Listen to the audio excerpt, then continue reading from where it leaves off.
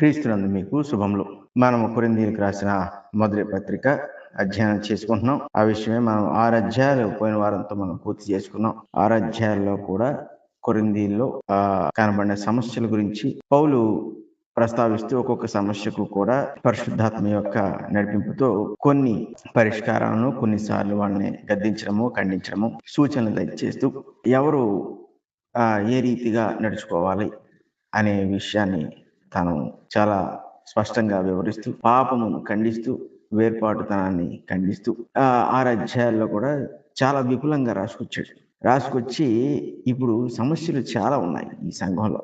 ఈ రోజు సంఘాల్లో కూడా ఇటువంటి సమస్యలు మనం చూస్తూ ఉంటాం. అయితే ఇప్పటి వరకు కూడా కేవలము వీళ్ళు వేరైపోవడమే కాకుండా, అంటే గుంపులుగా వేరైపోవడమే కాకుండా, వీళ్ళలోకి వాళ్ళ యొక్క ఆలోచన విధానము బట్టి పాపము విజృంభించడం వల్ల, అపవాది యొక్క యోచనలు బాగా పనిచేయటం వల్ల శరీర సంబంధమైన అపరాధాలు కూడా వీళ్ళు చేసేయడం మొదలుపెట్టారు. ఆ క్రమంలో వాటి గురించి మాట్లాడాడు. అయితే 7వ అధ్యాయంకి వచ్చేసేటప్పటికి ఇప్పుడు ఈ అధ్యాయానికి ముందుగా 6వ అధ్యాయం చివరిలో ఏమన్నాడంటే మనము దేవునికి ఆలయమై ఉన్నాము అన్న సంగతిని అతడు చెప్పడం జరిగింది.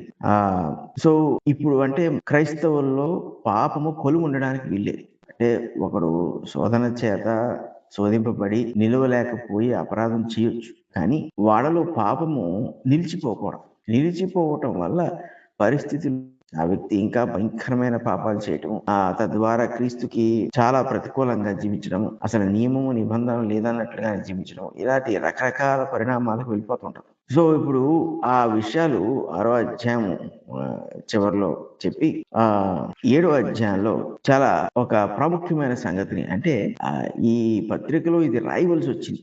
దీని గురించి దీనికి సందర్భం కూడా ఏర్పడింది. అందుకు 7వ అధ్యాయం చూసినట్టు మొదటి వచనంలో మనం చూస్తే పౌలు అంటాడు, మీరు రాసిన వాటి విషయము అంటాడని, స్త్రీని ముట్టకుండుట పురుషునికి మేలు, ఆయనను జారత్వములో జరుగుచున్నందున ప్రతివానికి సొంత భార్య ఉండవలను, ప్రతి స్త్రీకి సొంత భర్త ఉండవలను. అసలు ఇటువంటి పరిస్థితి వస్తుందని పౌలు ఊహించి ఉండడం, అంటే మనుషులంగా ఊహించలేం. అంటే ఎప్పుడు భక్తి చేస్తున్నప్పుడు ప్రభువుకు నమ్మకంగా ఉండే విధానంలో ఇటువంటి పరిస్థితి వస్తుందంటే అసలు చాలా ఆశ్చర్యం. ఎందుకంటే మారుమనసు పొంది వాళ్ళు క్రీస్తుని ధరించుకున్న వారిగా వాళ్ళు ఉన్నప్పుడు వాళ్ళు మళ్ళీ క్రీస్తుతో సంబంధము లేనట్లుగా ఇటువంటి అపరాధాలని కలిగి ఉండడం అంటే అసలు ఇది ఊహించిన సంగతి. సరే, ఈ సంఘంలో కొంతమంది పరిశుద్ధులు ఉన్నారు, ఆ పరిశుద్ధులు లేకుండా లేదు. వాళ్ళు బహుశా ఈ క్లోయే కుటుంబం ద్వారా కొన్ని సంగతులను వాళ్ళు తెలుసుకునే విషయంలో, ముఖ్యంగా ఈ డౌట్స్ ఏవైతే ఉన్నాయో పరిస్థితులను బట్టి కలుగుతున్న వాటిని అన్నిటిని బట్టి కూడా పౌలు ద్వారా ఒక సమాధానం కొరకు వాళ్ళు ఉత్తరం పంపుకుంటారు. అందుకే ఏమంటాడంటే, మీరు రాసిన వాటి విషయం పౌలుకి ఏదో వీళ్ళు రాశారు. సరే, అది క్లోయే వాళ్ళు అందించి ఉండొచ్చు, లేకపోతే ఇంకెవరైనా అందించి ఉండొచ్చు, కానీ పౌలు దగ్గరికి మటుకు సమస్య చేరింది. సమస్య చేరినప్పుడు పౌలుకి ఎందుకు రాశారు వీళ్ళంటే, మరి పౌలు వీళ్ళకి సువార్తను ప్రకటించిన వాడు. పౌలేమి సోల్ అథారిటీయా అంటే అతనికి మాత్రమే దీని మీద అధికారం ఉందంటే కాదు. పౌలుకి రాయటానికి కారణం ఏంటంటే అతను దైవజనుడు కాబట్టి, దేవుని చేత పంపబడిన వాడు. సువార్తను ప్రకటించినప్పుడు వీళ్ళందరూ ఆ సువార్తను విశ్వసించారు కాబట్టి, ఆ సువార్తలో ఉన్న క్రీస్తును, పరిశుద్ధాత్మ ప్రభావమును, పరిశుద్ధాత్మ కలుగు అనుభవాలను, వీటన్నిటినీ వాళ్ళు అనుభవించారు కాబట్టి ఇది పౌలు ద్వారా దేవుడు జరిగించాడు. కనుక వీళ్ళకి ఎవరు గురి సమస్యలు వచ్చినప్పుడు నిత్యజీవము పరిశుద్ధత అనేది వీళ్ళు పౌలు ద్వారా తెలుసుకున్నప్పటికీ కూడా అది ఎంత వాస్తవమో ప్రభు ద్వారా వాళ్ళు అనుభవించారు. సో వీళ్ళకి ఏ సమస్య వచ్చినా దేవుడు కూడా పరిశుద్ధాత్మను బట్టి పౌలు వైపు వీళ్ళని నడిపించాడు. వాళ్ళు కూడా అందుకు అంగీకారంగానే ఉన్నారు. సో పౌలుకి ఒక సమస్య విషయంలో రాసుకొచ్చారు. ఏంటంటే, మీరు రాసిన వాటి విషయము అంటే ఇప్పుడు జారత్వం ఉంది. 5వ వచనంలో చూసాం, 5వ అధ్యాయంలో చూసాం జారత్వం జరిగింది. కొరింథీలో చాలా అప్రమాణికమైన సంగతులు జరిగిపోతున్నాయి, చాలా అపవిత్రమైన సంగతులు జరుగుతున్నాయి. ఇప్పుడు ఈ వచనాలు చదివితే మనకు అర్థమవుతుంది ఏంటంటే, స్త్రీని ముట్టకుండుట పురుషునికి మేలు అంటే, మొట్టమొదటిగా వీళ్ళు స్త్రీ సాంగత్యంలో ఉన్నారు. అంటే ఈ పురుషులు స్త్రీలు వీళ్ళకి ఆత్మీయ క్రమశిక్షణ లేదు, ఈ దేవుడు అన్న భయం లేదు. ఇప్పుడు వీళ్ళు క్రైస్తవులు అయ్యారంటే అయ్యారు. ఇప్పుడు వీళ్ళలోకి ఒకవేళ ఎవరైనా చొరబడి వచ్చారా అంటే వాళ్ళు కూడా ఉండుండొచ్చు. ఖచ్చితంగా వాళ్ళ ద్వారా వీళ్ళు ఈ సంగతుల్లోకి మళ్ళీ నెట్టబడి ఉంటారు, అంటే శోధింపబడి ఉంటారు. ఇక్కడ కేవలం బయట నుంచి వచ్చిన వాడు మాత్రమే ఇలాంటివి చేస్తున్నారు అనడానికి మనం చెప్పలేం. కానీ లోనున్న వాళ్ళు బయట నుండి వచ్చిన వాళ్ళ వల్ల ఒకవేళ చెరపబడితే అక్కడ మళ్ళీ రక్షింపబడిన వాళ్ళు కూడా ఇటువంటి అపరాధాలు చేసే అవకాశం ఉంది. ఆ క్రమంలోనే 5వ అధ్యాయంలో ఆ వ్యక్తి జాగ్రత్తం చేశాడు. సో ఎంత దిగజారిపోతే, అంటే ఈ ప్రమాణాలు స్టాండర్డ్స్ ఎంత దిగజారిపోతే ఈ పరిస్థితిలోకి వస్తారంటే క్రీస్తుని బోధించే వాళ్ళు కూడా అక్కడ సరిగ్గా లేరు.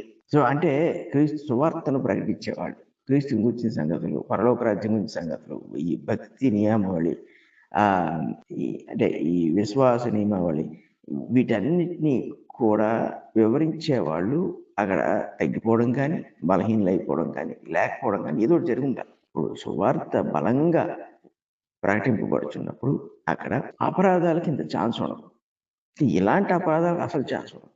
వాళ్ళు ఎవడైనా ఉన్నా కూడా వెంటనే వాడిని సరిచేయడం కానీ, బయటికి పంపేయడం కానీ జరిగిపోతుంది. అసలు వీళ్ళు ఈ పాపములు అన్నిటి విషయంలో వాళ్ళు సరిచేయాలని కూడా వాళ్ళకి అనిపించలేదు. వాళ్ళు ఆ టైంలో అతిశయిస్తూ జీవించేస్తున్నారు. బయటికి మేమేం చేయలేదు, మేమంతా బాగానే ఉన్నాం అన్నట్టుగా వెళ్ళిపోతున్నారు వాళ్ళు. సో డెఫినెట్ గా సువార్త ప్రకటింపబడే విషయంలో లోపం వచ్చింది, అంటే వాక్యాన్ని ప్రచురించే విషయంలో లోపం వచ్చింది. ప్రతివాడు శరీర సంబంధంగా అతిశయం పొందుతున్నాడు తప్ప అంటే ఇప్పుడు వాళ్ళకి దేవునితో సహవాసం ఉన్నట్లు, పరిశుద్ధాత్మలను వాళ్ళు ఏదో పొందుతున్నట్లుగా వాళ్ళు బయటకి నటించడం అనేది చేస్తున్నారు తప్ప వాస్తవంగా వీళ్ళ దగ్గర ఎవరి దగ్గర కూడా దేవుని వాక్యం లేదు. సో ఇప్పుడు ఏమైపోయింది ఆ సంఘము అంటే, పౌలు ఎంత కష్టము చేత, అంటే ఆత్మ సంబంధమైన కష్టము చేత శరీరం ముందు కూడా అనేక శ్రమలు పడి పరిశుద్ధాత్మ యొక్క నడిపింపు చేత వాళ్ళందరినీ ఇక్కడికి తీసుకొచ్చాడు. అంటే సంఘంగా ప్రభువునందు వాళ్ళని ఏర్పాటు చేశాడు. అదే స్పిరిట్, అంటే లేదంటే అదే భక్తి, అదే విధానము ఈ ఉత్తరమ పౌలుకి చేరేటప్పటికి వాళ్ళ దగ్గర లేదు. ఎంత ఆశ్చర్యంగా ఉంటుంది. అంటే ఇది సాధ్యపడద్దు అంటే సాధ్యపడద్దు. నేను అపవాది వాడు చేసే పనులు వాడు చేస్తున్నప్పుడు, విశ్వాసులు వాళ్ళు చేయవలసిన వాళ్ళు చేయనప్పుడు ఇలాంటివి సాధ్యపడుతుంటాయి. సో ఇప్పుడు మొట్టమొదటిగా ఏమంటే, స్త్రీని ముట్టకుండా పురుషునికి మేలు అంటే అసలు స్త్రీని ముట్టద్దు అంటున్నాడా? ఇప్పుడు స్త్రీ పురుషుడు అంటున్నాడు. ఈ రెండు పదాలని కూడా మనం గ్రహింపులోకి తీసుకోవాలి. ఇప్పుడు భార్య భర్త అంటలేదు ఇక్కడ. ఈ స్త్రీ అంటే ఉద్దేశం ఏంటంటే ఆమె వివాహము లేని స్థితిలో ఉంది. అలాగే పురుషుడు అని ఎక్కడంటే వివాహము లేని స్థితిలో ఉన్నాడు. బేసిక్ ఎవరికి వాళ్ళు బ్యాచులర్స్. అందుకు స్త్రీని పురుషుడు ముట్టకుండుట మేలు అన్నాడు. ఎప్పుడైతే నీకు వివాహం అనే ఈ ఒక సంగతి నీ జీవితంలో లేదో అప్పుడు నువ్వు స్త్రీవైనా పురుషునివైనా ముట్టడానికి నీకు అధికారం లేదు. అదే దేవుని క్రమంలో, దేవుని నియమంలో, సృష్టిలో ఇది లేదు. ఇప్పుడు ఎందుకు ఇలా జరుగుతుందంటే, ఆ రోజు కొరింథీ సంఘాల్లోనే ఉన్నట్టు ఆ పట్టణం, ఆ పరిసర ప్రాంతాన్ని సహజీవనం అనేది కామన్. అంటే ఈ రోజు మనం కొత్తగా వినొచ్చు ఆ టర్మ్, ఎందుకంటే ఒక 10-15 సంవత్సరాల నుంచి మనకి వినబడుతూ ఇప్పుడు ఒక రకంగా అలవాటు అయిపోయింది. ఈవెన్ భారతదేశంలో కూడా ఇది ఒక సాధారణమైన సంగతిగా ఎవరిష్టం వాళ్ళదే అనేటట్లుగా అయిపోయింది. సో సహజీవనం, వివాహం అంటే వివాహంగా గుర్తించబడదు. సహజీవనం అంటే ఏంటి? ఇద్దరు కలిసి వాళ్ళు ఒక ఒడంబడిక చేసుకుని జీవిస్తారు అంతే. అది వివాహానికి బయట జీవిస్తారు, వివాహంలో జీవించరు వాళ్ళు. ఎందుకు ఇటువంటి పరిస్థితి ఉండాలి? ఈ వివాహం చేసుకుని జీవించచ్చు కదా అంటే, మొట్టమొదటిగా దేవుని పట్ల గురి లేకపోవడం. 2, దేవుడు సృష్టించిన వ్యక్తుల పట్ల వీళ్ళకి గౌరవం లేకపోవడం. స్త్రీకి పురుషుని మీద లేకపోవడం, పురుషునికి స్త్రీ మీద లేకపోవడం. ఈ స్త్రీ పురుషులు దేవుని చేత ఒక బంధం కొరకు నిర్మింపబడ్డారని వీళ్ళు అంగీకరించకపోవడం. దీనివల్ల ఏమవుతుందంటే వాళ్ళు సహజీవనానికి శోధింపబడతారు. సహజీవనంలో ఏంటంటే ఎవరి జీవితాలు వాళ్ళు ఉంటాయి, కానీ శారీరక సంబంధాలు కావలసినప్పుడు వాళ్ళు ఏర్పాటు చేసుకుంటారు. ఒకరి పట్ల ఒకరి బాధ్యత ఉండదు, అంటే ఆర్థిక బాధ్యత ఉండదు, లేకపోతే ఇంకే రకమైన బాధ్యత కూడా ఉండవలసిన అవసరం లేదు. ఇప్పుడు ఈ పిల్లల విషయంలో, ఒక కుటుంబంగా పిల్లల విషయంలో ఏదైనా ఒకవేళ వాళ్ళకి ఆలోచన ఉండాలని అనుకున్నా కూడా అక్కడ దానికి తావు ఉండదు. ఈ పిల్లలు ఉండే క్రమంలో అయితే వీళ్ళు సహజీవనం నుంచి బయటకు వచ్చేస్తారు. ఇంకొకటి ఏంటంటే, వీళ్ళకి ఎప్పుడైతే ఇష్టం లేదో, ఎప్పుడైతే వీళ్ళకి ఇంకా ఆ పరిచయం వాళ్ళకి బోరు కొట్టేసిందో, వెంటనే వాళ్ళు ఎవరి దారిలో వాళ్ళు వెళ్ళిపోతారు. మళ్ళీ ఇంకొకరితో వాళ్ళు బంధాన్ని, ఈ సహజీవనాన్ని ఏర్పాటు చేసుకుంటారు. అంటే మనుషుడికి తన మీద తనకి కాన్ఫిడెన్స్ లేకపోవడం, దేవుడు అంటే తెలియకపోవడం, లేదా దేవుని మీద అతనికి విశ్వాసం లేకపోవడం, ఇలాంటి వాటిని బట్టి ఏమవుతుందంటే ఈ సహజీవనం ఏర్పడుతుంది. ఇది జారత్వంలో ఒక అంశం అంతే, సహజీవనం అనేది. జారత్వం చేసేవాళ్ళు వేరే రకంగా ఉంటారు. అంటే వివాహం కాకముందు శారీరక సంబంధాలు కలిగి ఉండడం జారత్వం కింద వస్తుంది. సో ఇప్పుడు ఏమన్నాడు, ఆయనను జారత్వములు జరుగుతున్నది. జారత్వము అంటలేదు చూసారా, జారత్వములు అంటున్నాడు. అంటే ఏంటి, ఇవి చాలా ఎక్కువగా కనబడుతున్నాయి. అంటే ఈ జారత్వములు అనేవి ఎక్కడ చూసినా ఉన్నట్టుగా ఉన్నాయి. ఇప్పుడు జారత్వములు జరుగుతున్నందున ఎక్కడ జరుగుతున్నాయి? సంఘంలో జరుగుతున్నాయి, బయట సమాజంలో జరుగుతున్నాయి. అంటే సమాజంలో ఎలాగో జరుగుతాయి. సమాజంలో పౌలు ఉన్నప్పుడు పౌలు అక్కడ సువార్త చేస్తున్నప్పుడు జరిగాయి. అందులో ఇచ్చే కదా వీళ్ళని రక్షణలోకి నడిపించాడు. కానీ కొరింథీ సంఘంలో కూడా జారత్వాలు ఉన్నాయి. సో ఇప్పుడు జారత్వములు జరుగుతున్నందున ప్రతి వానికి సొంత భార్య ఉండను, ప్రతి స్త్రీకి సొంత భర్త ఉండవను. అంటే అందుకే ఇందాక స్త్రీని ముట్టుకున్నాడు పురుషుడికి మేలన్నాడు. ఎందుకన్నాడు ఇక్కడ మనకు ప్రత్యక్షంగా తెలుస్తుంది ఏంటంటే, ప్రతి వానికి అంటే ప్రతి పురుషునికి సొంత భార్య ఉండవలను అంటున్నాడు. స్త్రీ ఉండవలని అంటలేదు. అంటే ఇక్కడ వైవాహిక సంబంధాన్ని గుర్తించేస్తున్నాడు. ఎప్పుడు స్త్రీ భార్య అవుతుందంటే ఒక పురుషుడిని వివాహం చేసుకున్నాం. అలాగే ఎప్పుడు పురుషుడు భర్త అవుతాడంటే ఒక స్త్రీని వివాహం చేసుకున్నప్పుడు. ఈ వివాహం అనే బంధానికి బయట ఉన్నంత కాలము భార్యాభర్తలుగా వాళ్ళు గుర్తింపబడతారు. అత్యధిక సమాజమే గుర్తించదు. మామూలు సమాజంలో ఒక స్త్రీ భర్త లేకుండా పురుషునితో సంబంధం కలిగి ఉన్న, అలా పురుషుడు సంబంధం కలిగి ఉన్న సమాజం వాళ్ళ భార్యాభర్తలుగా గుర్తించదు. వాళ్ళని తక్కువ చూస్తారు, వాళ్ళని అసహించుకుంటారు, వాళ్ళకి మంచి సాక్ష్యం ఉండదు, వాళ్ళని దూరం పెడతారు, ఇవన్నీ జరుగుతాయి. సో ఇక్కడ ఈ జారత్వం అనేది ప్రజలు అలవాటు చేసుకున్నారు. వివాహాన్ని వాళ్ళు కోరుకోవట్లేదు. వివాహము కోరుకుంటే అది వాళ్ళకి నష్టంగా ఎంచుకుంటున్నారు. ఎందుకంటే సామాజిక ఆలోచన ఎలా ఉందంటే ఒక్క స్త్రీతోనే జీవితాంతం గడపడం, ఒక్క పురుషునితోనే జీవితాంతం గడపడం అనేది అది ఒక లోటుగాను, లేకపోతే అది ఒక బలహీనతగాను ఎంచుతున్నారు. వాళ్ళు ఒకవేళ నిర్బంధాలకు గురైపోతారేమో, స్వేచ్ఛను కోల్పోతారేమో అనే రకంగా ఎంచే వాళ్ళందరూ కూడా జారత్వంలో ఉంటారు. సో ఇప్పుడు వీళ్ళు ఇలా చేస్తున్నందుకు పౌలు ఎవరంటే, ప్రతి వానికి సొంత భార్య ఉండవాలి, ప్రతి స్త్రీకి సొంత భర్త ఉండవాలి. ఈ స్త్రీకి భర్త ఉన్నప్పుడు ఆమె భార్య అయిపోతుంది. భర్త ఉండాలి అనే పరిస్థితి వచ్చిందంటే దాని అర్థం ఏంటంటే ఆమె స్త్రీ అన్న పాత్రను మాత్రమే కలిగి ఉండక భార్య అనే పాత్రను కూడా పోషించేస్తుంది. సో ఇప్పుడు ఏమంటున్నాడు అంటే, ఈ పాపానికి పరిష్కారం ఏంటి? జారత్వానికి అంటే వివాహం ఒకటే. ఇప్పుడు దేవుని విషయంలో నమ్మకంగా ఉండలేకపోతున్నారు, ఈ జారత్వాల్లో కొనసాగుతున్నారు. దీనికి పరిష్కారం ఏంటి? దేవుడు ఇస్తున్నాడు. ఇక్కడ పౌలు ద్వారా దేవుడు రాయిస్తున్నాడు. దేవుడు ఆదాముకి హవ్వని ఇచ్చినప్పుడు ఆయన ఏం చేశాడు అంటే, పురుషునికి అంటే సాటి అయిన సహాయం అన్నాడు, కానీ పురుషుని యొక్క మనస్సును అర్థం చేసుకుని పురుషునికి ఒక తోడునిచ్చాడు. అన్ని విషయాల్లో వాళ్ళిద్దరూ ఏక శరీరముగా ఉన్నారు, చేయబడ్డారు అన్నాడు. సో ఇప్పుడు ఈ భార్య భర్త అనే క్రమాన్ని దేవుడు నియమించాడు. ఈ నియమించాడు కాబట్టి ఇక్కడ పౌలు ద్వారా అదే విషయాన్ని కొరింథీయులకు అర్థమయ్యే భాషలో రాస్తున్నాడు. ఎందుకు వీళ్ళు జాగ్రత్తలు చేస్తున్నారు కాబట్టి. అంటే వీళ్ళ ఉద్దేశం వివాహం లేకపోయినా పర్వాలేదు, ఎందుకు శారీరకంగా వీళ్ళ కోరికలు తీరిపోతాయి. ఎందుకు వివాహం అనే బంధాన్ని దేవుడు నియమించాడు అంటే, మనుషుడు అంటే ఏ పురుషుడు అయినా ఏ స్త్రీ అయినా ఇంకొక పురుషుని కానీ స్త్రీని కానీ తక్కువగా ఎంచకూడదు. దేవుని సృష్టిలో స్త్రీ ఎంతో పురుషుడు అంతే, ఇద్దరికి కూడా ఆయన కృపను ఒకే రీతిగా అనుగ్రహిస్తున్నాడు. అంటే ఒకవేళ మీరు బాధ్యతలు అనేవి తీసుకుంటే పురుషుడు స్త్రీకి శిరస్సు అయి ఉన్నాడు ఆ ఒక్క విషయంలో తప్ప, వేరే విషయాలన్నింటిలో అంటే వేరేగా చూసుకుంటే ఇద్దరికి భేదం పెట్టలేదు. ఇప్పుడు ఎప్పుడైతే ఈ పురుషునికి స్త్రీని పురుషునికి ఏర్పాటు చేశాడో దేవుడు కొన్ని సంగతులను ఎలిమినేట్ చేసేస్తున్నాడు. ఏంటంటే పురుషులు స్త్రీల పట్ల తక్కువ చూపు చూడకూడదు, అలాగే స్త్రీలు పురుషుల విషయంలో గౌరవం లేకుండా ఉండకూడదు. ఏముంది, ఒకవేళ వివాహం అనే వ్యవస్థ లేకపోతే అంటే సమాజంలో గౌరవాలు ఉండవు, నీతి ఉండదు, బాధ్యతలు ఉండవు. దేవుడు నియమించే నియమము అంటే స్త్రీకి శిరస్సు పురుషుడు అనే ఈ నియమము నిలబడదు. ఇంకా ఎప్పుడైతే ఈ నియమము లేదో పిల్లలు ఎవరైతే పుడుతున్నారో వాళ్ళందరూ అపవిత్రులు అవుతారు. వాళ్ళందరూ కూడా మరింత ఘోరమైన పాపులు అవుతారు వాళ్ళు ఎదిగిన తర్వాత. దీనివల్ల సమాజములో కేవలము అశాంతి, క్రూరత్వము, స్వార్థము ఇటువంటి లక్షణాలు ఉంటాయి తప్ప ఈ దేవుడు సంతోషించేటట్లుగా, దీని మరి అనేక మంది కుమారులు కుమార్తెలు ఆయన కావాలని కోరుకుంటున్నాడు కాబట్టి దేవుడు సంతోషించేటట్లుగా మనుషుడు జీవించాడు. సో పాపాన్ని దూరం చేస్తూ దేవుడికి అనేక మంది జనులు ఉండాలనుకున్నప్పుడు వివాహం అనే క్రమాన్ని దేవుడు పెట్టాడు. అందుకే ఆ వివాహం అనేది అన్ని విషయములు ఘనమైనది అన్నాడు. ఎందుకంటే అది దేవుడు తనలాంటి స్వరూపము కలిగిన వారిని సృష్టించుకునే విధానం అది. ఆ క్రమాన్ని దేవుడు పెట్టేశాడు. అందుకే ఒకసారి ఆదాము అవ్వని సృష్టించిన తర్వాత మళ్ళీ మనుషుల్ని అదే రీతిలో సృష్టించాల్సిన అవసరం పెట్టుకోలేదు. ఆదాము అవ్వల్లోంచే జన్మించిన వాళ్ళందరూ కూడా దేవుని స్వరూపము, దేవుని పోలిక చెప్పుకొని జన్మించేస్తున్నారు. దేవుడు అలా పెట్టాడు సృష్టిని. లేదంటే మాట్లాడితే మట్టి బొమ్మను చేయడం, వాడికి ఊపిరి పీల్చడం, ఈ పక్కటెముక తీయడం, మళ్ళీ స్త్రీగా ఆమెను ఆ ఎముకను తయారు చేయడం. ఈ క్రమం ఎంత అంటే వేస్ట్‌గా లేకపోతే అవివేకంగా ఉంటది.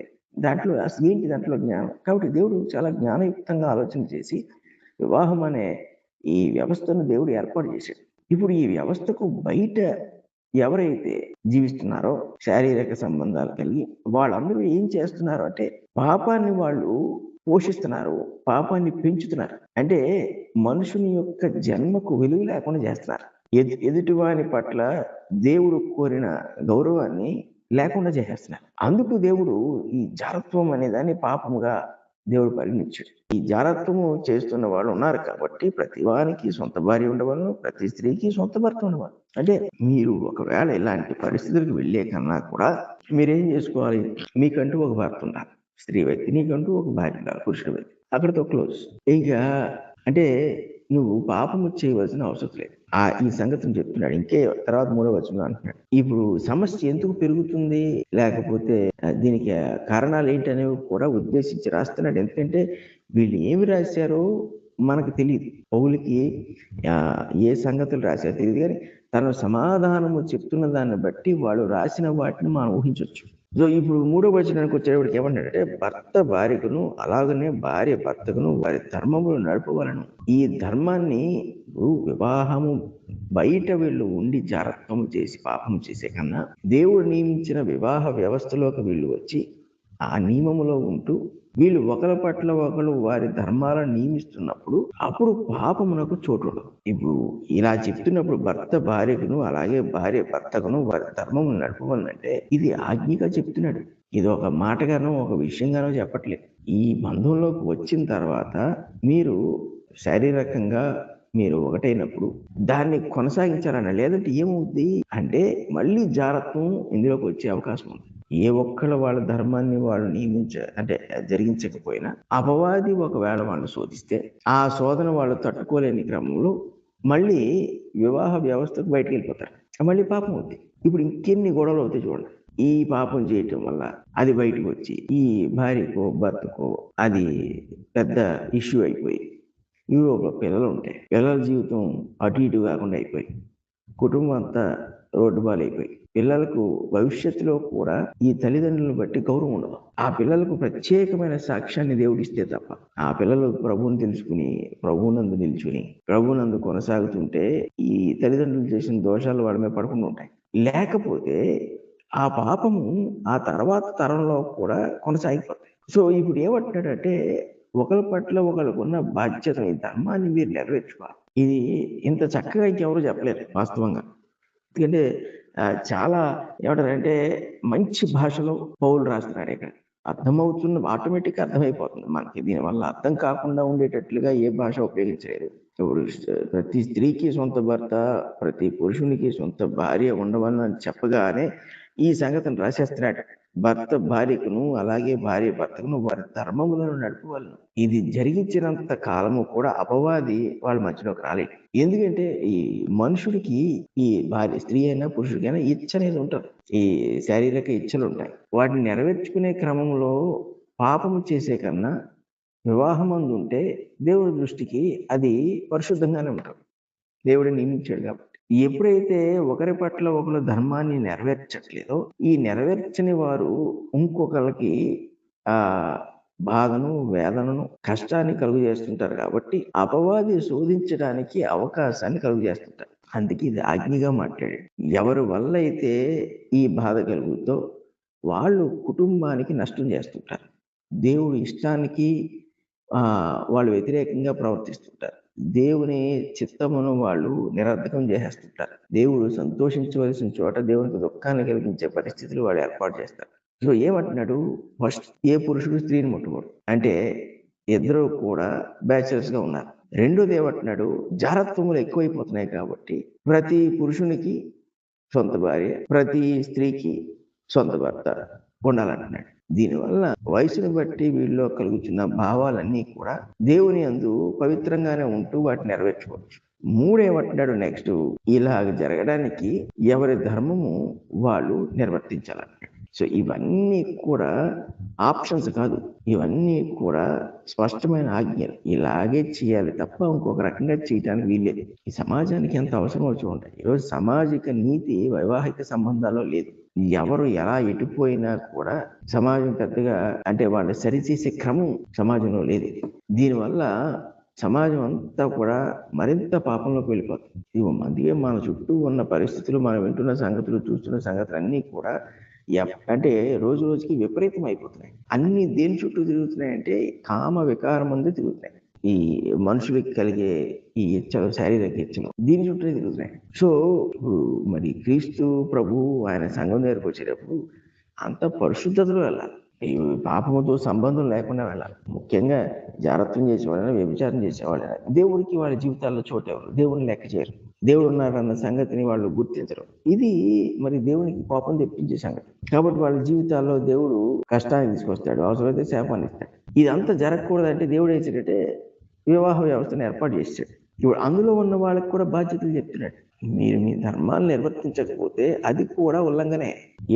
దేనికి ఉల్లంఘన అంటే దేవుడు నియమించిన విధికి వీళ్ళు అవిధేయులు అవుతున్నారు. సో ఇప్పుడు పరస్పరం ఒకరి పట్ల ఒకరికి గౌరవము, అభిమానము, ప్రేమ ఉన్నాయి అని చెప్పడానికి, వాటిని కొనసాగించుకోవడానికి, దేవుని మహింపరచడానికి, కుటుంబము గౌరవంగా ఉండటానికి ఒకరి పట్ల ఒకరు వాళ్ళ బాధ్యతలు వాళ్ళు నెరవేర్చుకోవాలని చెప్తున్నాడు. ఇప్పుడు కంటిన్యూ చేస్తాడు ఆ పట్ల. ఎందుకు ఈ ధర్మాన్ని ఒక భార్య భర్త పట్ల కానీ, భర్త భార్య పట్ల కానీ జరిగించాలి?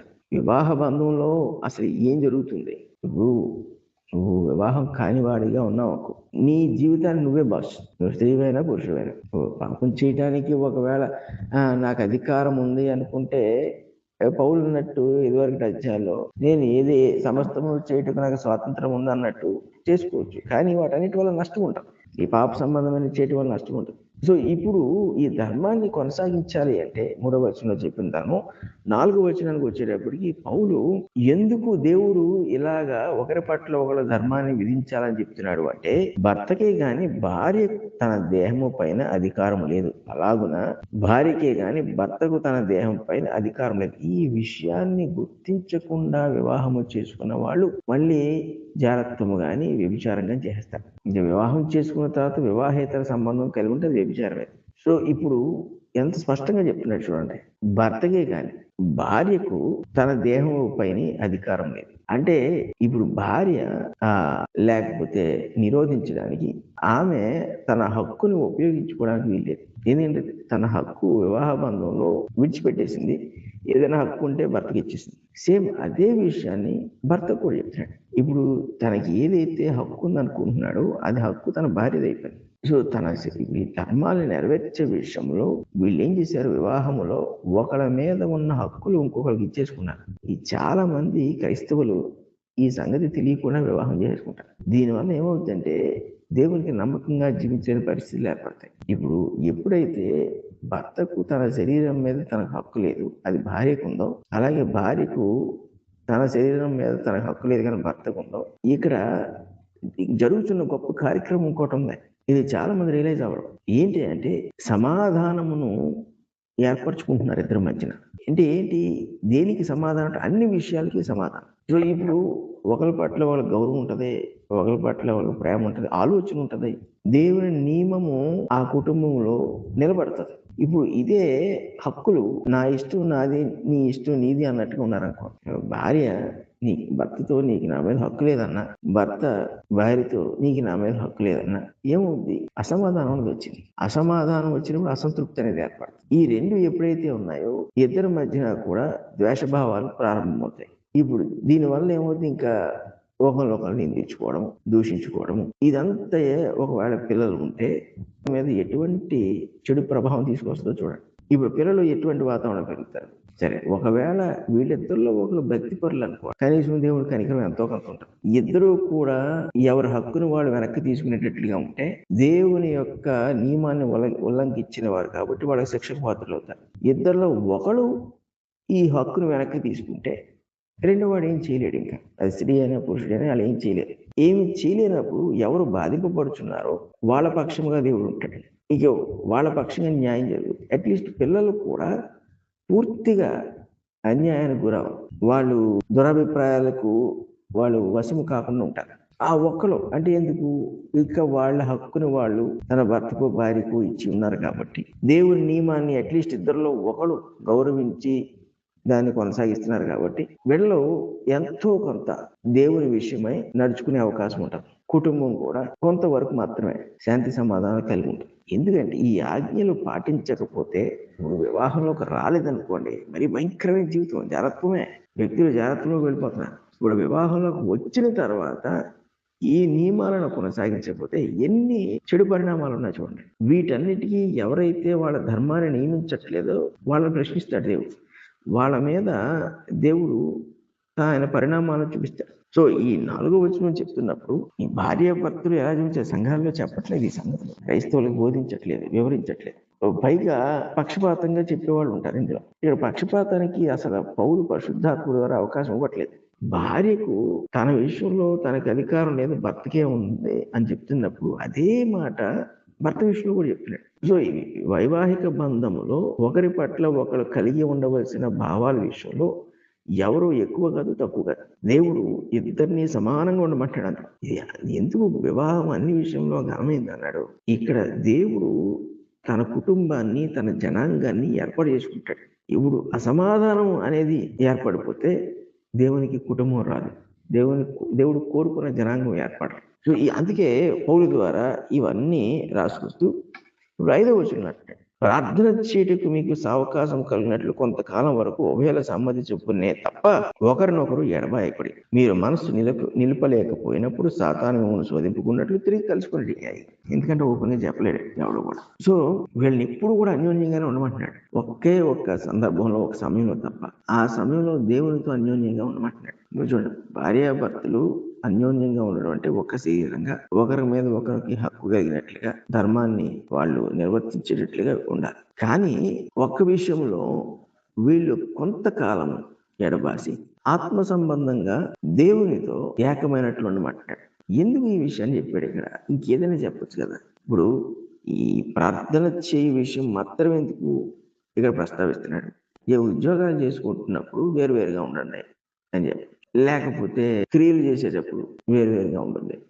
ఆవిడ ఒక క్రియ చేస్తే నువ్వు ఒక క్రియ చేసుకో. ఇప్పుడు వేటి విషయాలలో కూడా వివాహము తక్కువగా అవ్వకూడదు. అంటే నువ్వు ఉద్యోగం చేస్తున్నావు కాబట్టి, నువ్వు ఏదో క్రియ చేయాలనుకున్నావు కాబట్టి, నువ్వు ఎక్కడికో వెళ్ళాలనుకున్నావు కాబట్టి, నువ్వు ఫలానాది చేయాలనుకున్నావు కాబట్టి, ఇవన్నీ కూడా ఒకరి పట్ల ఒకరు నిర్వర్తించే ధర్మం ఏదైతే ఉందో వాటి తర్వాతే రావాలి, వాటికి ముందుగా రాకూడదు. అసలు జీవితంలో ఏదైనా సరే ఇంకా ఒకే ఒక విషయము వీళ్ళ ధర్మాలని ఒకరి పట్ల ఒకరు నిర్వర్తించుకునే విషయం కన్నా కూడా గొప్పగా ఉంది. ఆ ఒక్క విషయం ఏంటంటే దేవునితో సంబంధం, దేవునితో సహవాసం. అది ఎలా సాధ్యపడద్ది?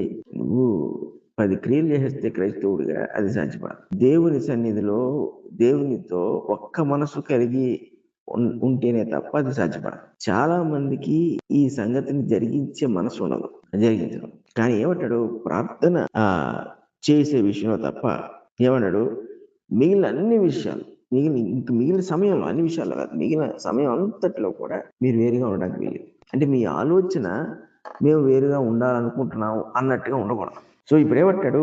ప్రార్థన చేయటకు మీకు అవకాశం కలిగినట్లు కొంతకాలము వరకు ఉభయలో సమ్మతి చొప్పునే తప్ప. అంటే ఇక్కడ కూడా దేవునికి ప్రార్థన చేయాలనుకుంటున్నప్పుడు ప్రతి వారు, భార్య అయితే భర్త అయితే ఏంటి, వాళ్ళు ఒకరితో ఒకరు ఒప్పందం చేసుకుని, అంటే ఆటంకం కలిగించకుండా వీళ్ళు దేవుని సన్నిధిలో సమయం గడపాలి. ఎందుకంటే భార్య భర్తను, భర్త భార్యను బాధ పెట్టి, అంటే దేవుడి కారణంగా దేవుడి పేరు చెప్పి బాధ పెట్టి వీళ్ళు దేవుని సన్నిధికి వెళ్ళి ప్రార్థన చేయడంలో ఉపయోగం లేదు. ఎందుకంటే పౌలు అంటాడు తిమోతికి రాస్తూ ప్రార్థన విషయంలో అంటాడు, సంశయంతోనూ కోపంతోనూ పురుషులు ప్రార్థన చేయకూడదు అంటాడు. సో ఇప్పుడు ప్రార్థన చేసేటప్పుడు సమాధానంతో దేవుని సన్నిధికి రావాలి. ఇప్పుడు ఇద్దరూ కూడా ఒకరి పట్ల ఒకరి ధర్మాన్ని నిర్వర్తించుకోకుండా ఉన్నంత కాలము దేవుని సన్నిధికి వాళ్ళు రారు. డెఫినెట్గా రారు వాళ్ళు.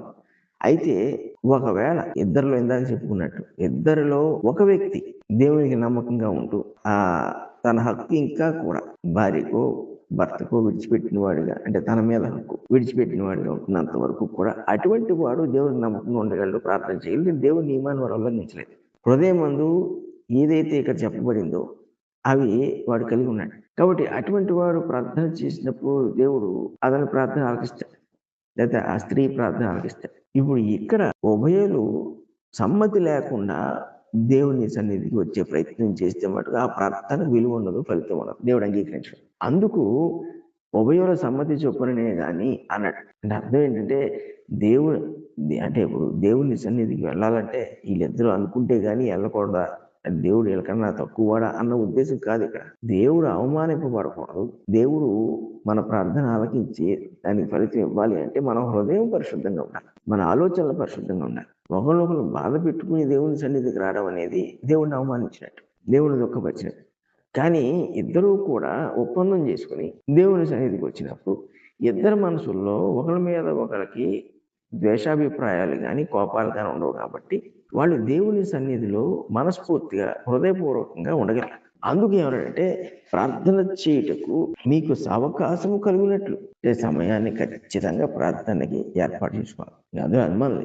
అలా కలిగినట్లు కొంతకాలం వరకు ఉభయుల సమ్మతి చెప్పుకునే తప్ప, అంటే ఒకవేళ భార్యాభర్తలు అయిపోయాము, ఒకరి పట్ల వాళ్ళ బాధ్యతలు ఉన్నాయి, మేము ధర్మాలు నిర్వర్తించుకోవాలి, నీవు ఒకరి హక్కు ఒకరు మేము పొందాం కాబట్టి, ఒకరి మీద హక్కు మేము పొందాం కాబట్టి ఈ జీవితాన్ని ఇలా కొనసాగించేస్తాం, ఇందులో దేవునికి సమయం లేదనడానికి లేదు. ఎందుకంటే ఈ బంధములో దేవుణ్ణి పక్కన పెట్టేస్తే అపవాది వచ్చి కూర్చుంటాడు అక్కడ.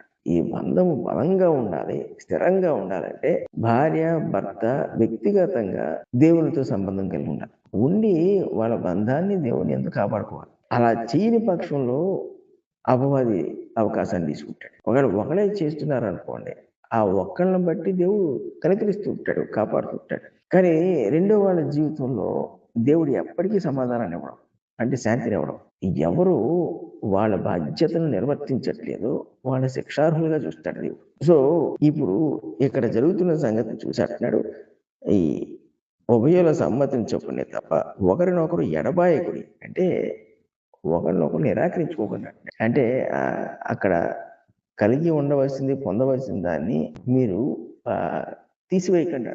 ఒక్క ప్రార్థన, దేవునికి ప్రార్థన చేయ విషయంలోనే మీరు ఆ బంధానికి కొంత గ్యాప్ ఇవ్వాలి. అందుకే పట్టాడు తర్వాత మీరు మనస్సు నిలుపలేకపోయినప్పుడు, ఇప్పుడు దీన్ని ఎక్కువ కాలం కొనసాగించారు అనుకోండి, ప్రార్థన చేసేసారు, దేవునితో సహవాసం ఉన్నారు, కానీ ఆ తర్వాత కూడా ఎక్కువసేపు ఎక్కువ కాలము అలా కొనసాగిపోతున్నారు అనుకోండి, ఎవరు వ్యక్తిగతంగా వ్యక్తిగత జీవితం వాళ్ళు జీవించేస్తున్నారు. అప్పుడు అంటున్నారు చూడండి, మీరు మనస్సు నిలుపలేకపోయినప్పుడు సాతాను మిమ్మల్ని శోధింపకున్నట్లు, అంటే ఆ పరిస్థితి కలగకూడదు. దేవునికి ప్రార్థన చేసేసావు, దేవుని సమయాన్ని ఇచ్చావు, దేవునితో నువ్వు సహవాసం చేసావు, ఇప్పుడు సాతానికి అవకాశం ఇవ్వకూడనట్లు. ఏంటంటే మనసు నిలుపలేకపోయినప్పుడు అన్నప్పుడు ఈ వైవాహిక బంధం వల్ల ఏ భావాలు అయితే కలుగుతుంటాయో వాటి విషయంలో ఒకవేళ నువ్వు నిలబడలేకపోయావు, అంటే ఆ భావాల్ని అడ్డుకునే పరిస్థితి అక్కడ ఏర్పడుతుంటే అప్పుడు అంటున్నాడు అపవాది శోధించేస్తాడు అంటున్నాడు. కాబట్టి ఈ భావాలు నెరవేరకుండాన్నట్లు ఉండిపోవడం కన్నా, భావాలు నెరవేరకపోతే, అంటే భార్య పట్ల భర్తకి, భర్తకి పట్ల భార్యకి ఉన్న భావాలు ఏవైతే ఉంటాయో అవి నెరవేరిపోతే అపవాదికి ఇంకా అవకాశం ఉంది, అసలు వాడు శోధించడానికి అవకాశం ఉంది. సో శోధింపుకుంటున్నట్లు ఎవడంటే తిరిగి కలుసుకున్నాడు. అంటే భార్య భర్తల్ని ఎక్కడ టార్గెట్ చేస్తాడు అపవాది, ఒకరి మీద ఒకరికి అయిష్టం కలిగించే ఆ సందర్భంలో వాడు టార్గెట్ చేస్తాడు. ఎందుకు ఎడమొహం పెడమొహంగా ఉంటారు భార్య భర్తలు, ఇది అంటే చాలా మంది కుటుంబాల్లో ఇది సర్వసాధారణం, ఈ సమస్యలన్నీ అంటారు, నిజమే. ఎందుకంటే రెండు మెంటాలిటీస్ ఒక చోటకు వచ్చినప్పుడు అక్కడ ఫ్రిక్షన్, అంటే ఈ రాపిడి అనేది తప్పదు. అక్కడ ఒక చిన్నపాటి యుద్ధం అనేది జరుగుతూనే ఉంటుంది, ఆలోచనల విషయంలో, చేసే పనుల విషయంలో, విధానాల్లో, నిర్ణయాల్లో. కానీ ఇది లోకములో సహజంగా జరుగుతున్న సంగతులు, దేవుని ప్రజల్లో జరగవలసిన సంగతులు కావు. రెండు మనస్తత్వాలు ఒక చోటకు వచ్చినప్పటికీ వివాహమును బట్టి ఆ రెండు మనస్తత్వాలు కూడా దేవుని యందు విశ్వాసమును బట్టి వచ్చినాయి. దేవునితో వ్యక్తిగత సహవాసము కలిగి ఉండటం వల్ల వచ్చింది. అందుకే క్రైస్తవులు వివాహం చేసుకుంటే మంచిది అంటారు. ఎందుకంటే ఒకవేళ ఒకే విశ్వాసము లేని వ్యక్తులు వివాహం చేసుకుంటే అప్పుడు ఖచ్చితముగా ఒక వ్యక్తి దేవుని పట్ల నమ్మకత్వాన్ని కలిగి ఉండాలనుకున్నప్పుడు ఇంకొక వ్యక్తికి ఆ భావం లేనప్పుడు ఖచ్చితంగా అపవాదికి అక్కడ అవకాశం వచ్చేస్తుంది. ఇంచుమించుగా ఆ వివాహము ఆ ఇంక పాడైపోయినట్టే. దేవుడు నియమిస్తే తప్ప ఆ బంధాన్ని ఒక దేవుడు ఇచ్చాడు అనుకోండి, ఇప్పుడు దేవుడు కాపాడతాడు.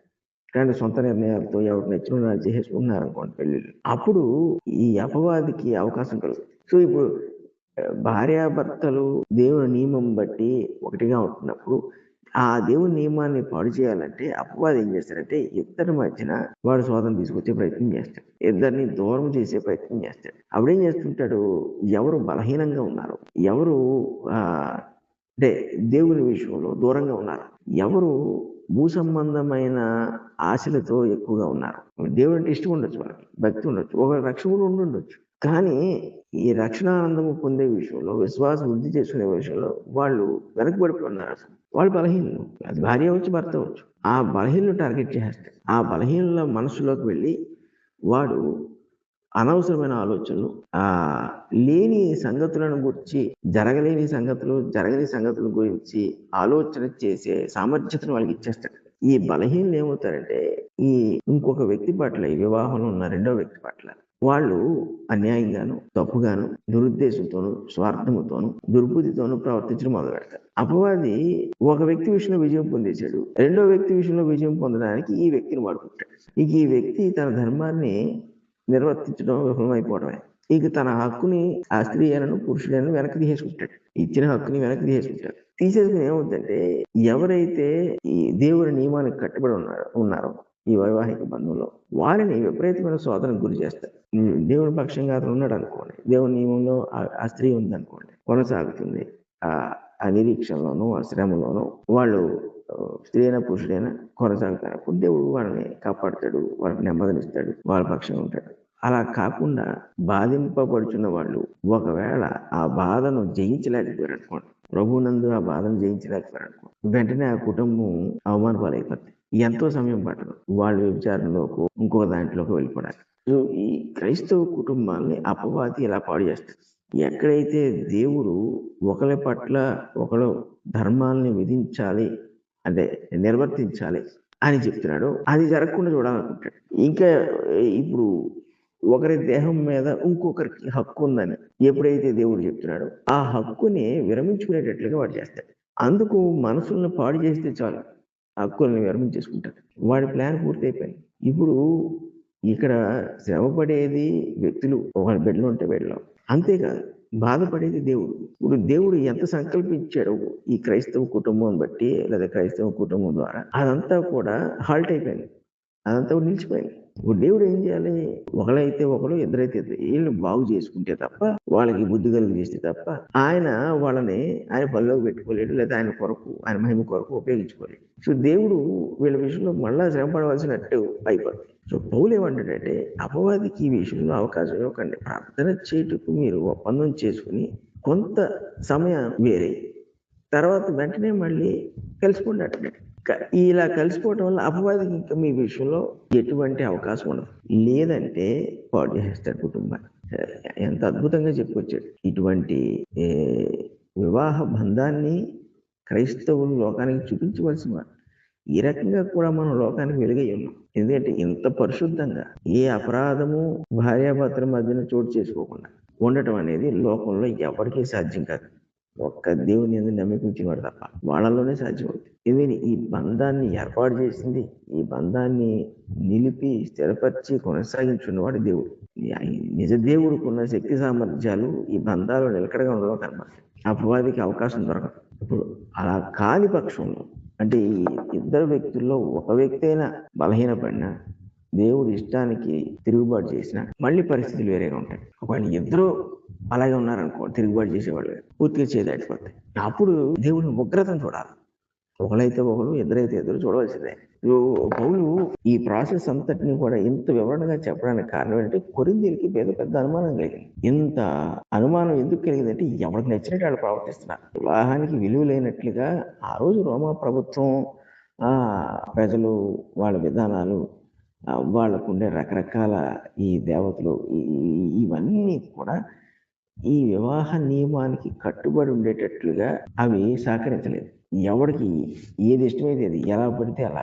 ఇలా జీవించేసే క్రమంలో సంఘంలో కూడా ఈ ప్రజలు ఇలా ప్రవర్తిస్తున్నప్పుడు అసలు ఏంటి, దీనికంటూ ఒక స్టాండర్డ్ ఉండాలి కదా, ఒక నియమం ఉండాలి కదా. ఉంటే ఆ ప్రకారంగా వెళ్తే అట్లీస్ట్ ఇగో ఈ రకంగా మనం చేయాలని దేవుడు మనకు ఆజ్ఞాపిస్తే వీళ్ళకి చెప్తే అప్పుడు ఆ రకంగా చేయడానికి అవకాశం ఉంటుంది. లేదంటే ఈ పాపానికి ఇంకా హద్దులు లేకుండా పోతున్నాయి. కొంతమంది భక్తి పరులు ఉండి ఆలోచన చేశారు ఆ సంగతి. సో మనము 1-5 వచనాలు చూసుకున్నప్పుడు, వివాహ బంధము నిలబడాలి అంటే అది కేవలం ప్రార్థన వల్లే సాధ్యం. ఇంక దేని వల్ల కాదు. అంటే మరి అలా అయితే చాలా మంది కుటుంబాల్లో, ఆ దేవుడు తెలియని కుటుంబాల్లో వాళ్ళు నిలబడుతున్నారు కదా అంటే, మనం చూసిన దాన్ని బట్టి ఇప్పుడు అపవాదికి ఏం అవసరం వాళ్ళని శోధించడానికి? ఇప్పుడు దేవుని ఎరగని వారు, క్రీస్తునందు రక్షణ లేని వారు, వాళ్ళు ఎలాగో పాపంలో ఉన్నారు. ఇది కాకపోతే ఇంకోటి చేస్తాడు. వాళ్ళని అపవాది శోధించి ఇలా తీసుకురావాల్సిన అవసరం లేదు. అయినా కూడా పాపము ఎవరిలో అయితే పని చేస్తుందో ఆ పాపము అనేక మందితో ఇలాంటి పనులు చేస్తూ ఉంటారు. జాగ్రత్త విచారం చేస్తూ ఉంటారు. చాలాసార్లు మనకు తెలియదు అంతే చీకట్లో ఏం జరుగుతుందో. ఒకవేళ వాళ్ళు ఒకరి పట్ల ఒకరి బాధ్యత కలిగి, గౌరవం కలిగి, నమ్మకంగా ఉన్నప్పటికీ కూడా రక్షణ లేనప్పుడు అపవాదికి ఆ బంధాన్ని డిస్టర్బ్ చేయడం వల్ల వచ్చే లాభం ఏం లేదు. వాళ్ళందరూ వాడి మనుషులే. ఎవరిని డిస్టర్బ్ చేస్తున్నాడు ఇక్కడ అంటే, ఆ దారుణమైన అపరాధముల్లోంచి బయటికి తీసుకురాబడి, క్రీస్తు రక్తము చేత పరిశుద్ధపరచబడి ప్రత్యేకింపబడిన వారి మధ్యలోకి ఈ సమస్యను తీసుకొస్తున్నాడు. చూడండి, లోకంలో ఉన్న వాళ్ళందరి గురించి మాట్లాడవలసిన అవసరం లేదు.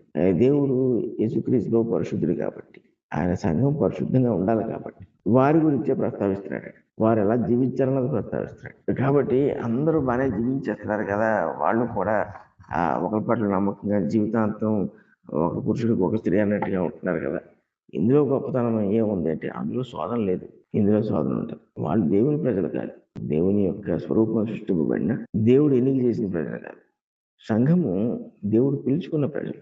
దేవుని పక్షంగా ఉన్న ప్రతి వాడు అపవాదికి శత్రువే. అందుకే విభజన తీసుకొచ్చాడు ఫస్ట్ సంఘంలో, కొరింథీ సంఘంలో. విభజనకు కారణమైన అహంకారాన్ని వాళ్ళు పుట్టించాడు. అహంకారమును కారణంగా ఉండవలసిన వ్యక్తులను తీసుకొచ్చాడు సంఘంలో. మనుషుల యొక్క బలహీనతలను వాడు అవకాశంగా తీసుకున్నాడు. విశ్వసించి వారు సైతం అహంకారులు అయిపోయారు. ఒకసారి విభజన వచ్చేసిన తర్వాత ఎవడు ఎవడికి బోధించలేని పరిస్థితుల్లో ఉన్నప్పుడు, ఎందుకంటే ఏదైనా చెప్తే నేను పలానా వాడికి చెందినవాడిని అట్లా, ఇంకొకరికి అవకాశం పట్ల, అలాంటి పరిస్థితిలో ఏ పాపమే చేయించేస్తాడు అపవాది. ఆ క్రమంలో జారత్వము, ఇంకా అజ్ఞానము, విరోధము, దేవునికే విరోధంగా జీవించడం, ఇవన్నీ కూడా కొరింథీ చేయడం మొదలుపెట్టారు. సరే, మనకు సమయం అయింది కాబట్టి ప్రార్థన చేసుకుందాం. పరిశుద్ధులకు తండ్రి, కృపగల దేవ, మీకు స్తుతులు స్తోత్రాలు. మమ్మల్ని ఇంతగా ప్రేమించి ఆదరించినందుకు మీకు వేలాది స్తుతులు స్తోత్రాలు తెలియజేస్తున్నాం. ఎప్పుడూ కూడా వాక్యమును మా హృదయాలకు దగ్గరగా ఉంచి మీ చిత్తమును, మీ ఆలోచనలు మేము పొందేలాగా మమ్మల్ని నడిపించినందుకు కూడా కృతజ్ఞతాస్తుతులు చెల్లిస్తున్నాం. నాయన, మమ్మల్ని ఎల్లప్పుడూ కాచి కాపాడండి. ఏ విషయంలోనూ కూడా మేము దుఃఖపెట్టుకున్నట్లు సహాయం చేయము. యేసు పరిశుద్ధ నామమున అడుగుచున్నాం తండ్రి, ఆమేన్.